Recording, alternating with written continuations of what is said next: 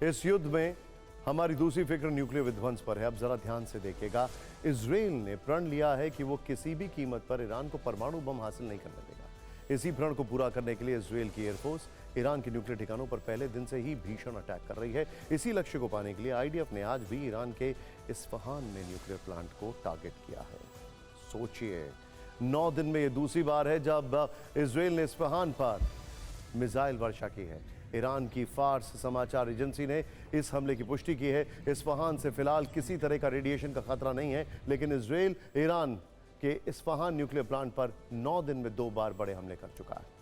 14 जून को भी इजराइल ने अटैक किया था। इसीलिए सवाल है, इस्फहान की तबाही इजराइल के लिए इतना मायने क्यों रखती है। ईरान ने इस्फहान परमाणु प्लांट को इस्फहान न्यूक्लियर टेक्नोलॉजी और रिसर्च सेंटर भी कहा जाता है। इस प्लांट में फ्यूल प्लेट फैब्रिकेशन प्लांट और यूरेनियम कन्वर्जन फैसिलिटी शामिल है, जो यूरेनियम को सेंट्रीफ्यूज में इस्तेमाल होने वाले यूरेनियम हेक्साफ्लोराइड में बदलता है। ये मशीनें यूरेनियम हेक्साफ्लोराइड गैस को तेजी से घुमाकर यूरेनियम 235 और आइसोटोप को यूरेनियम 238 से अलग करती है। इसके अलावा ईरान यहाँ संवर्धित यूरेनियम को स्टोर भी करता है। आईएईए ने 2022 में बताया था कि इस्फहान में सेंट्रीफ्यूज के पुर्जे बनाने की फैसिलिटी भी है। यूएन के nuclear watchdog chief Rafael Grossi ने इस्फहान परमाणु प्लांट की पहचान ईरान की बिगेस्ट न्यूक्लियर फैसिलिटी के तौर पर की है। उनके अनुसार ये बड़ी यूरेनियम एनरिचमेंट साइट है। इजराइल इसीलिए इस्फहान प्लांट को हर हाल में नष्ट कर देना चाहता है, लेकिन इजराइल के टारगेट पर सिर्फ इस्फहान न्यूक्लियर प्लांट ही नहीं है। 9 दिनों के इस युद्ध में इजराइल ने ईरान के 4 बड़े न्यूक्लियर प्लांट पर अटैक की कोशिश की। इसमें नातांज न्यूक्लियर फैसिलिटी भी शामिल है और वो फोर्डो साइट को भी बर्बाद कर देना चाहता है। ईरान के फोर्डो न्यूक्लियर प्लांट से भी हमारे पास आज एक ग्लोबल फिक्र बढ़ाने वाली खबर है। फोर्डो न्यूक्लियर प्लांट के पास आज एक बड़ा भूकंप आया है। यह भूकंप इतना जबरदस्त था कि इसके झटके वहां से कई किलोमीटर दूर तेहरान तक महसूस किए गए। फोर्डो प्लांट के पास 5.1 की तीव्रता का भूकंप आने से समझिए कि पूरा ईरान थर्रा गया। फोर्डो प्लांट के पास आए भूकंप की पुष्टि अमेरिकी भूवैज्ञानिक सर्वेक्षण की रिपोर्ट में हुई है।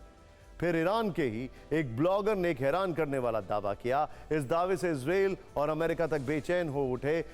इस ईरानी ब्लॉगर ने दावा किया है कि फोर्डो में भूकंप असल में आईआरजीसी की वजह से आया। आईआरजीसी यहां सीक्रेट तरीके से न्यूक्लियर टेस्ट कर रहा था। इस दावे में कितनी सच्चाई है कोई नहीं जानता, लेकिन इस फोर्डो प्लांट के बारे में हमें जो पता है वो यही है कि इस प्लांट को ईरान के कोम शहर के पास एक पहाड़ी के काफी अंदर बनाया गया है। इजराइल का दावा है कि ईरान के इस प्लांट में 60% तक शुद्ध यूरेनियम तैयार हो चुका है। परमाणु बम बनाने के लिए 90% तक शुद्ध यूरेनियम चाहिए और ईरान ये लक्ष्य हासिल करने में बस चंद कदम की दूरी पर है। इसीलिए इजराइल यहां कमांडो ऑपरेशन भी चलाने पर मंथन कर रहा है, क्योंकि इजराइल के पास जो बंकर बस्टर बम है उनसे फोर्डो प्लांट को नष्ट किया जा सकता, बिल्कुल नहीं किया जा सकता। फोर्डो की तबाही के लिए अमेरिका से GBU-57 बम मिलना फिलहाल दूर की कौड़ी जैसा है, क्योंकि आज ही फोर्डो परमाणु अड्डे पर ट्रंप ने बयान जारी करके कहा है कि इजराइल फोर्डो को अकेले ध्वस्त करने में सक्षम नहीं है। इजराइल के पास वहां पर हमले की सीमित क्षमता है और फोर्डो को नष्ट करने के लिए इजराइल को अमेरिका की मदद लेनी ही पड़ेगी। इन तमाम परमाणु गतिविधियों को देखते हुए इस युद्ध में हमारे कुछ गंभीर सवाल हैं। इजराइल जिस तरह ईरान के सभी परमाणु प्लांट को बारी बारी से हिट कर रहा है, क्या ईरान में रेडिएशन का खतरा पैदा हो सकता है?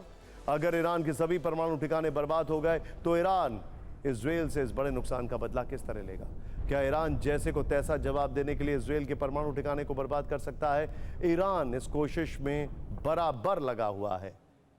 2 दिन पहले इजराइल की डिमोना न्यूक्लियर साइट में खतरे का सायरन भी बजा था। डिमोना के आसपास ईरान की बैलिस्टिक मिसाइलें भी गिरी थी। इजराइल में डिमोना न्यूक्लियर साइट की नींव 1960 में पड़ी थी। कहा जाता है कि इजराइल तभी से इस फैसिलिटी में घोषित दर्जनों न्यूक्लियर वॉरहेड तैयार कर चुका है।